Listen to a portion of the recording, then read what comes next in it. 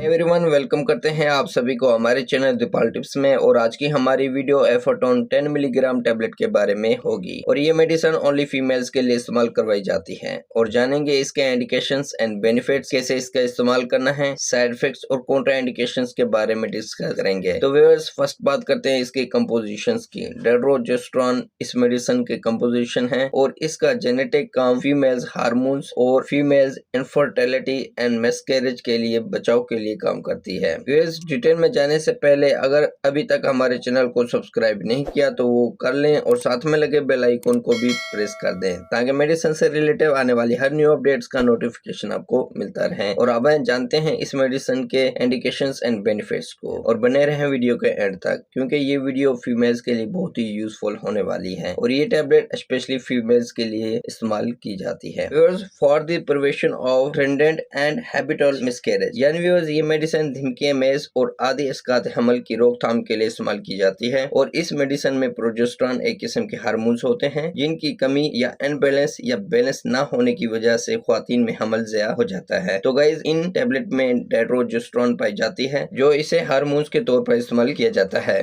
Pregnancy के पहले 3 महीनों में मिसकैरेज के चांसेस होते हैं और उन ख्वातीन में मिसकैरेज होते हैं जिनमें प्रोजेस्टेरोन की कमी होती है, उनके लिए ये मेडिसिन इंतहाई जरूरी है क्योंकि ये टैबलेट प्रोजेस्टेरोन को बैलेंस बनाती है जिससे मिसकैरेज का खतरा बहुत कम हो जाता है। और इसके अलावा जिन फीमेल्स में पीरियड्स में बाकायदगी होती है उनके लिए बहुत ही यूजफुल टैबलेट है क्योंकि ये टैबलेट पीरियड्स को रेगुलेट करती है। और नेक्स्ट, इसका इस्तेमाल फीमेल्स इनफर्टिलिटी के लिए इस्तेमाल किया जाता है क्योंकि ये टैबलेट पीरियड्स को इनबैलेंस से बैलेंस बनाकर प्रेगनेंसी के चांसेस को और बढ़ा देती है। तो व्यूअर्स, ये थे इस मेडिसिन के indications and benefits. And next बात करते हैं how to use this medicine. एक टैबलेट सुबह और एक टैबलेट शाम को खाना खाने से पहले या खाना खाने के बाद इस्तेमाल करें। लेकिन व्यूअर्स, खाना खाने से पहले इस्तेमाल करना बेहतर है। और हाँ व्यूअर्स, इस्तेमाल करने से पहले अपने डॉक्टर से कंसल्ट लाजमी करें क्योंकि डॉक्टर आपकी सेहत के मुताबिक ये मेडिसिन प्रिस्क्राइब कर सकता है। और नेक्स्ट बात करते हैं इस मेडिसिन को इस्तेमाल करने से क्या क्या साइड इफेक्ट्स पैदा हो सकते हैं। सर में दर्द और सर का भारीपन फील हो सकता है, नोज़िया और वोमिटिंग का होना हो सकता है, ब्रेस्ट पेन और ब्रेस्ट में खिंचाव फील हो सकती है, वाइट गायन हो सकता है, मैदे में जलन का फील होना हो सकता है और इसके